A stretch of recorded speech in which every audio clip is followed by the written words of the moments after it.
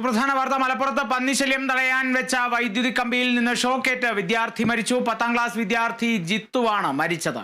വഴിക്കടവ് വെള്ളക്കട്ടയിലാണ് സംഭവം. ഷോക്കേറ്റ ഒരു കുട്ടിയുടെ നില ഗുരുതരമാണ്.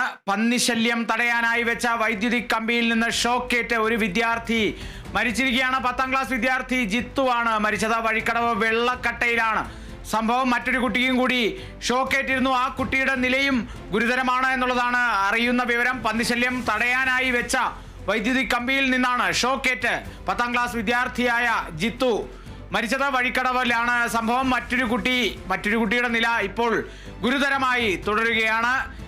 കൂടുതൽ വിവരങ്ങളിലേക്കൊക്കെ നമുക്ക് കടക്കേണ്ടിയിരിക്കുന്നു. 10ാം ക്ലാസ് വിദ്യാർത്ഥി ജിത്തുവാണ് മലപ്പുറത്ത് പന്നിശല്യം തടയാൻ വെച്ച വൈദ്യുതി കമ്പിയിൽ നിന്ന് ഷോക്കേറ്റ് മരിച്ചത്. വഴിക്കടവ് വെള്ളക്കട്ടയിലാണ് സംഭവം.